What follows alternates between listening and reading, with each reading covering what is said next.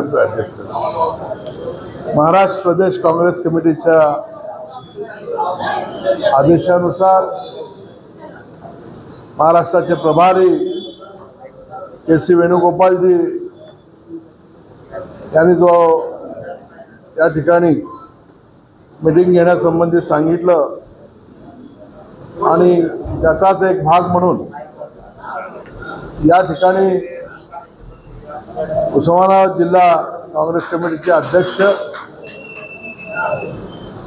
आपले सहकारी आणि उस्मानाबादमध्ये ज्यांनी अध्यक्षपदाचा जो चार्ज घेतल्यानंतर या ठिकाणी एक वेगळं असं चैतन्य निर्माण झालं।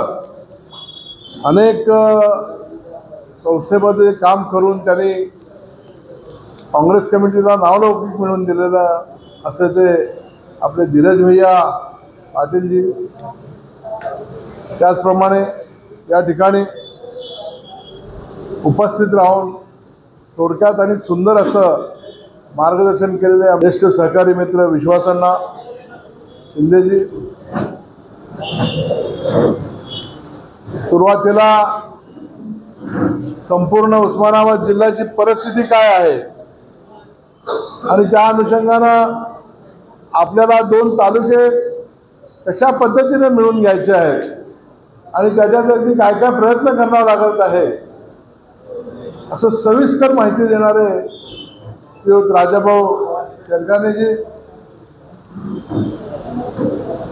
त्यानंतर तुळजापूरच्या जागेबद्दल ज्यांना अत्यंत सुरेख जाणकार आणि माहितगार असलेले आमचे आदरणीय खलील काँग्रेसच्या विशेष म्हणजे महाराष्ट्राच्या लेवलला जाऊन ज्यांनी त्या ठिकाणी या तुळजापूरचं नाव रोशन करणारे श्रीयुत अभिजित चव्हाणजी।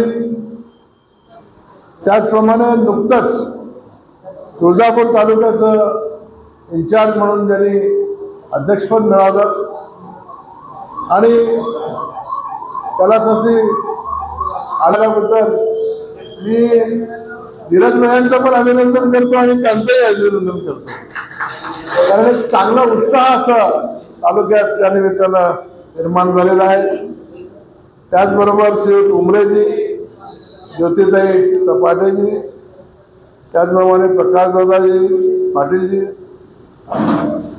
भूमशेर रमेशजी, सत्तारभाई शेख, सिद्धाराम बनसोडेजी ज्यांनी आत्ता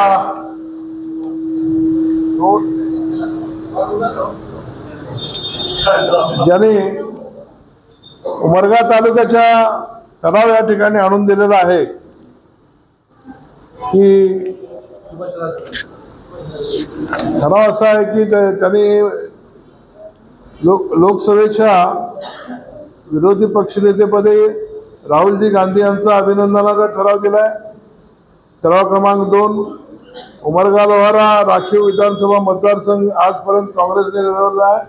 त्या महिला सदस्या सौभाग्यवती सुनेताजी शापूरकर मॅडमजी, उमेशराजे निंबाळकरजी आमचे कृषी उत्पन्न बाजार समितीचे, मधुकर दादा डोंगरेजी आपले जिल्हा परिषदचे सभापती माजी सभापती, प्रकाशजी चव्हाण, पटेलजी, अयूब पठाणजी, अनेक आपले सर्व ज्येष्ठ मान्यवर ज्यांचे सगळ्यांचे नाव घ्यायचा प्रयत्न केला आहे, त्यांचं राहिलं असेल तर क्षमा असावी। तर आज सगळ्यात अगोदर मी या ठिकाणी अध्यक्ष, नेते आणि त्यांच्याबरोबर उपस्थित सर्व कार्यकर्त्यांचं मी अभिनंदन करणार आहे। त्याचं कारण असं आहे की मागच्या वेळी आल्यानंतर जरा गर्दी कमी दिसत होती, पण आता असं कसं उत्साह निर्माण झालेला आहे। आपल्या या मतदारसंघामध्ये लोकसभेच्या आघाडीचा उमेदवार निवडून आल्यामुळे एक नवचैतन्य आपल्या कार्यकर्त्यांमध्ये निर्माण झालेला आहे आणि प्रत्येक कार्यकर्त्याच्या चेहऱ्यामध्ये एक आशेचा किरण दिसतोय. असा मरगळलेला चेहरा एक दिसत नाही मला आज. नाहीतर पुष्कळ आम्ही मिटिंगला गेल्यानंतर अनेक जिल्ह्यामध्ये फिरताना अनेक ठिकाणी पाहतो उभं उपस्थित राहायचं म्हणून उपस्थित राहायचं. परंतु आज इथं आलेले कार्यकर्ते असतील, नेते मंडळी असतील, या ठिकाणी उत्साहाने सांगतात की आम्हाला उमरगा आणि तुळजापूर या दोन्ही तालुक्यामध्ये आम्हाला आमचं हक्काचं असं हे विधानसभेचं क्षेत्र आहे आणि या ठिकाणी तुम्ही प्रभारी म्हणून या ठिकाणी आलात, तुम्ही आम्हाला ही जागा मिळवून द्या असा हक्काने आपण मला सांगताय. आणि मला तुम्ही या ठिकाणी फार मोठं या ठिकाणी चॅलेंज दिलेलं आहे. निश्चितपणे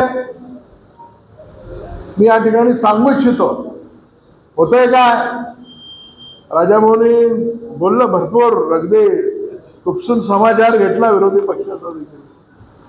असो दे राजाभाऊ, आप भी एक डायलॉग बोले, आपका डायलॉग सुन के मुझे भी जरा कुछ तो एक डायलॉग याद आ रहा है.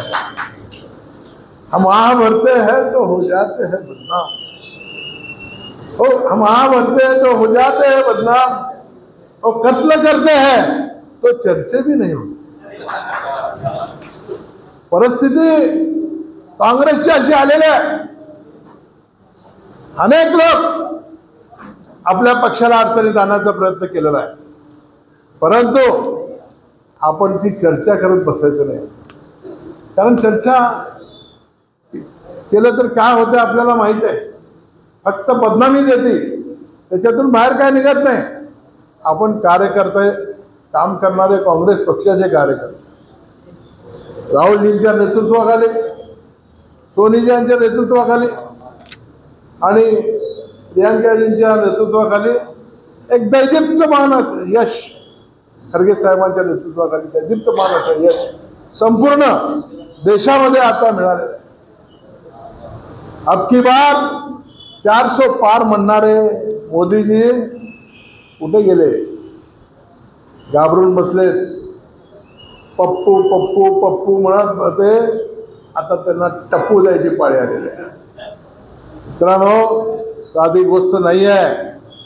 राहुलजींनी कन्याकुमारी पासून ते काश्मीर पर्यंतची जी यात्रा काढली, त्या यात्रेने ज्या पद्धतीने स्वातंत्र्याच्या पूर्वी महात्मा गांधींनी देश स्वातंत्र्यासाठी मिळवण्यासाठी, ब्रिटिशांना हकलण्यासाठी, स्वातंत्र्य मिळवण्यासाठी त्यांनी दांडी यात्रा काढली, संपूर्ण देश जागा झाला.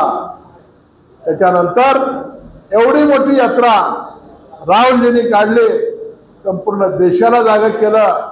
आधुनिक ब्रिटिश म्हणून आपण पारतंत्र्यात आहोत की काय अशी भावना संपूर्ण देशाला करून दिली.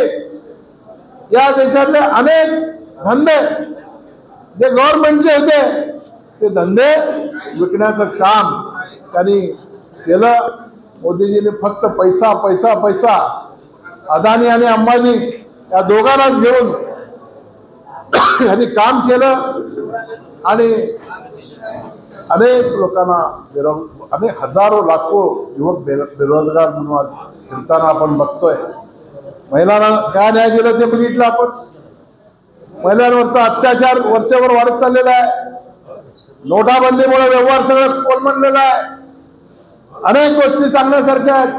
त्याच गोष्टी मला या ठिकाणी उधळत बसवायचं नाही. आज आपण या ठिकाणी जमलेलो आहोत विधानसभेच्या येणाऱ्या विधानसभेच्या निवडणुकीच्या माध्यमातून आपल्याला कोणकोणत्या मतदारसंघातून आपले उमेदवार निवडायचे आहेत, कोण कोण इच्छुक आहेत आणि कशा कशा पद्धतीनं आपल्या इथं सेनापतीला निवड करायची आहे, याच्याकरता आपण तिकीट देण्याकरता म्हणून या ठिकाणी आपल्या सर्वांचं मत जाणून घेण्यासाठी या ठिकाणी आलेलं आहे. शेनीचला साहेबांनी आम्हाला या ठिकाणी प्रत्येक तालुकावाईज जाऊन त्या ठिकाणी माहिती घ्यायला सांगितलेले आहे. दोन मतदारसंघ जरी आपण फिरत असलो तरी आपल्या उर्वरित ठिकाणी देखील आपल्याला त्या ठिकाणी जावं लागणार आहे. नाना पटोले साहेबांनी परवा एक चांगलं सांगितलं की नागपूरमध्ये पूर्वी काय व्हायचं, काँग्रेस ज्या ठिकाणी इच्छुक आहे त्या ठिकाणी विरोधक लोक तिकीट मागायचे, पण विरोधक ज्या ठिकाणी इच्छुक आहेत त्या ठिकाणी आपले लोक तिकीट मागायचे नव्हते आणि त्यामुळे वन साईड आपले लोक घाबरायचे असे. आता माझ्या मतदारसंघात कोणी बाबा ह्यांनी मागेल त्यांनी मागेल, मग आपण त्यांना नाही म्हणून आपला मतदारसंघ आपला हक्काचा आहे म्हणून ठेवा म्हणून शाबीत ठेवायचं, त्याच्याकरता प्रयत्न करावा लागायचा. असं नाही. आता नाना पटोले साहेबांनी सांगितल्याप्रमाणे ज्या ज्या ठिकाणी आपले उमेदवार नाही आहेत त्या ठिकाणी देखील आपण मागणी करूयात. तुम्ही आमच्या ठिकाणी द्या, तिकडचं आम्ही काढून घेतो, तिकडं आम्ही सोडतो, तिकडं तुम्ही आम्हाला सोडा, अशी एक नीती त्यांनी परवा बोलताना सांगितलं ना. तर असा एक धुरंधर नेता काँग्रेस पक्षाला नाना पटोलेंच्या माध्यमातून मिळालेला आहे.